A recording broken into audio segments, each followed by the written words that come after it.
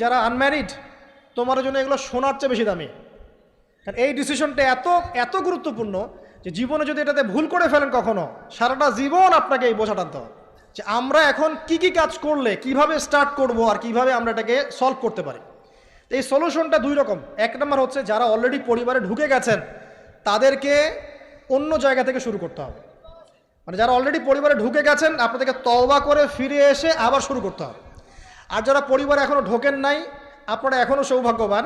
এখন থেকে যদি আপনারা এই নসিহতগুলো মেনে চলতে পারেন, ইনশাল্লাহ আপনার পরিবারটা 8-10টা পরিবারের মতো হবে না ইনশাল্লাহ। রিজিকের ব্যবস্থাটাকে করে নেন, তারপরে ওদিকে যান। আপনার আপন ভাই হিসেবে আমি কথাগুলো বলছি, মনে করেন।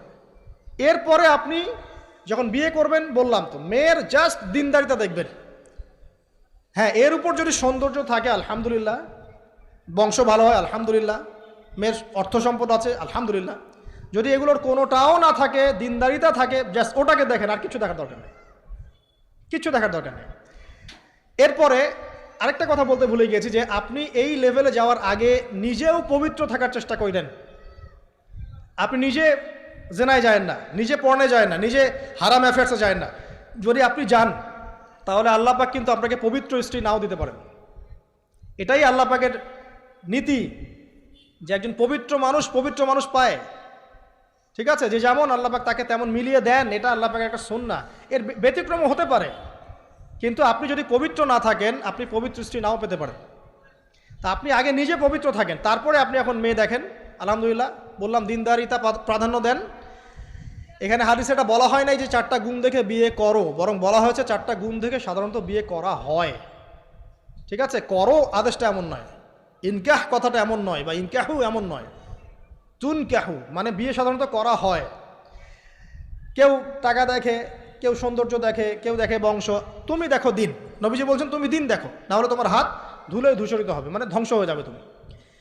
আর দিন দেখার ক্ষেত্রে শুধু বাইরের গেট আপটা যথেষ্ট নয়, তার পড়াশোনা দেখেন, তার হিস্ট্রি ঘাটবেন, তার অতীতে সে কোথায় কোথায় পড়াশোনা করেছে, কি করেছে, খোঁজ খবর নেবেন।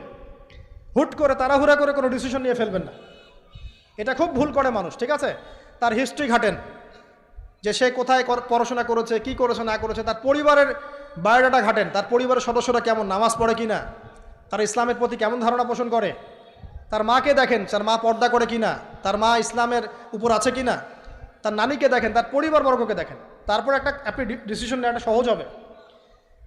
এগুলোর চেয়ে ব্যতিক্রমও হতে পারে। ওই আজারের পরিবারে ইব্রাহিমের জন্ম হতে পারে, ফেরাউনের আন্ডারে আসিয়ার জন্ম হতে পারে, থাকতে পারে, কিন্তু এটা ব্যতিক্রম।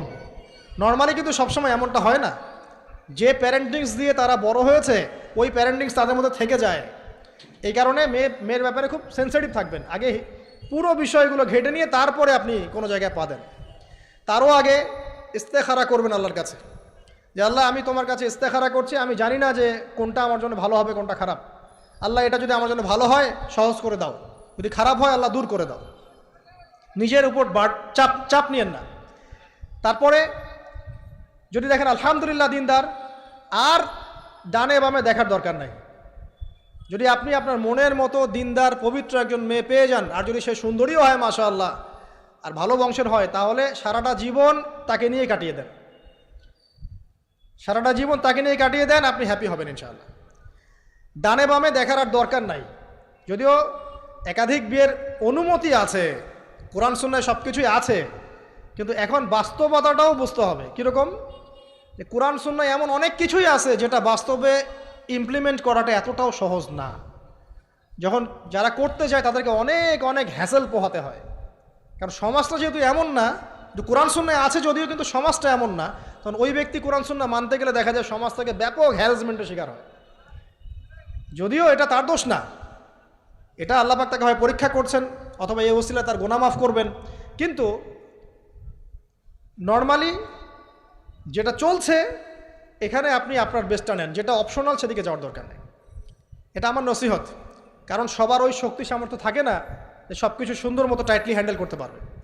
আর বলা যত সহজ, করার ব্যাপারটা এতটাও সহজ নয়। সো আর এই তো জেনারেশনের মেয়ের তো দেখছেনই, পান থেকে চুন খসলেই দেখবেন যে বিশাল তুলকালাম হয়ে যাচ্ছে আর কি। তো যদি আপনাকে আল্লাহ পাক আপনার পবিত্রতার কারণে, আপনার ঈমান আমলের কারণে খুশি হয়ে এমন একজন দিনদার, নেককার, পুণ্যবতী, সুন্দরী, সুশ্রী স্ত্রী দিয়ে দেন, আর ডানে বামে কখনো দেখবেন না, একদম তাকে নিয়ে পুরো লাইফটা কাটিয়ে দিবেন ইনশাআল্লাহ। ঠিক আছে? এরপরে দোয়া করবেন আল্লাহর কাছে, আল্লাহ এটার মধ্যে কল্যাণ বরকত দান করো। বিবাহের ক্ষেত্রে আপনি মোহরটাকে কম করবেন। আপনি মোহর মানে মেয়েদেরকে বলছি, মেয়ের বাবাদেরকে বলছি, সামর্থ্য অনুযায়ী করবেন, ছেলের সামর্থ্য অনুযায়ী করবেন, তার উপরে বোঝা চাপিয়ে দিবেন না। কিয়ামতের আলামতের হাদিসে আমি এটাও পড়েছি, শেষ জামানায় মোহর অনেক বেশি করা হবে, দেওয়া হবে কম। হয় না এমন? আর আর বাকি আছে আলামতের কিছু? তো ওই চিটারির মধ্যে নাই। আপনি বলছেন 1 লাখ, 1 লাখ আমি দিব নগদ, ব্যাস নগদ। বলছেন 5 লাখ দেওয়ার সামর্থ্য আছে আমার, 5 লাখ দিব, যে নগদ শেষ, পরে মাফ নিয়ে নিব, এইসব বার্গেনিংয়ে আপনি নাই। আর এখনকার বিবাহগুলো দেখলে মনে হয় যে মেয়ের বাবা ছেলেকে বিক্রি করছে আর ছেলের বাবা মেয়ে কিনছে। সবচেয়ে বেশি মোহর দেখা যায় যে চিটাগাং এরিয়ার দিকে আর কি। এবং আপনি জানেন কি না, সবচেয়ে বেশি বিবাহ বিচ্ছেদ ওই জায়গায় বেশি। বাংলাদেশে বিবাহ বিচ্ছেদ দেখা যায় যে প্রতি 24 ঘন্টায় দেখা যায় 28টা বা 29টা বাংলাদেশে। হ্যাঁ, শুধু তাই না, আমি দেখলাম যে 10 লক্ষ মেয়ে অতিরিক্ত আছে পুরুষদের তুলনায়, সমাজে ঘুরে বেড়াচ্ছে, স্বামী নাই, 10 লক্ষ মেয়ে। এবং এই ডিভোর্স দেওয়ার ক্ষেত্রে দেখা গেছে যে মেয়েদের প্রবণতা বেশি। 70% মেয়ে ডিভোর্স দিয়েছে, ছেলে দেয় নাই, 30% ছেলে। তাহলে মেয়েদের সাইকোলজি চিন্তা করেন। ও মনে করছে আমি তো এখন শিক্ষিত হয়ে গেছি, তোমাকে আমার দরকার নাই, আমি চাকরি করে খাবো।